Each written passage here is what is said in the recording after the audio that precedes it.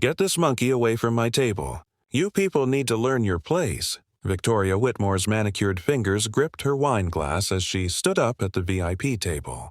Without hesitation, she dumped the entire contents of red Cabernet over Damon Richardson's head. The wine streamed down his face, soaking his expensive suit, dripping onto the white tablecloth like spilled blood.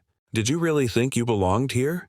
she sneered, setting her glass down with a sharp clink. The ballroom froze. Cameras rose. Every whisper stopped. Victoria had no idea she'd just destroyed her family's billion-dollar empire. Just 12 hours earlier, the Whitmore name still meant power. Victoria Whitmore, third-generation heir to Whitmore Industries, a defense giant that built its fortune arming America through every war since World War II. But times were changing. New technology, new players, and her family's company was bleeding contracts. They needed one miracle deal to survive. That miracle was supposed to come tonight, at the Silicon Valley Tech Innovation Gala, the very place where Victoria's arrogance would end it all. She entered the ballroom like royalty diamonds flashing, ego first. Every gesture screamed superiority. When she didn't like the wine, she sent it back. When a server passed, she insulted him. Every smile hid cruelty, the kind that comes from generations of unchecked privilege. And then Damon Richardson walked in. Tall, composed, a man who didn't beg for attention, he commanded it. His confidence unsettled her. Who was he, she wondered. When she saw him seated among Pentagon officials and top tech executives at her level, fury began to boil. Who invited him? She hissed to her friend. Probably some diversity quota, came the reply. That was all she needed. By dinner, Victoria's obsession had turned into a mission to prove Damon didn't belong. She stood, wineglass in hand, walked across the marble floor, and stopped at his table. "I believe there's been some mistake," she announced loudly. "This section is for real defense contractors and leadership, not charity cases." Phones lifted instantly. Damon stayed calm. "Ma'am, my invitation said table 12. Is there a problem?" Her tone dripped with contempt. "And may I ask who sponsored your attendance tonight?" "The Defense Innovation Unit," Damon replied simply. The entire table went silent.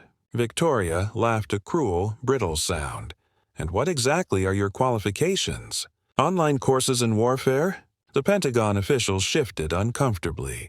Her husband tried to intervene, but she didn't stop. "I'm tired of unqualified people getting chances they didn't earn just because of the color of their skin," she declared. Gasps rippled across the ballroom. Security started moving. And then she said it the words that would end her empire. "Get this monkey away from my table. You people need to learn your place." The wine flew. The cameras flashed. And history recorded the moment Victoria Whitmore lost everything. Damon didn't shout. Didn't flinch. He simply smiled a quiet, knowing smile. "Interesting choice, Mrs. Whitmore," he said softly. Very revealing. Within hours, the video went viral. By morning, Winegate was trending worldwide. Her name, once synonymous with prestige, was now a symbol of hatred. Instead of apologizing, she doubled down. Her Instagram post read, "Real Americans shouldn't have to apologize for defending our values." The backlash was immediate. Boycotts, headlines, stock prices collapsing. Her husband, James, watched in horror as Whitmore Industries fell 20%, then 30%, then 50% in a single day. And then came the call. "Mr. Whitmore," the voice said, "this is Colonel Hayes from the Pentagon. We need to talk about General Richardson." General.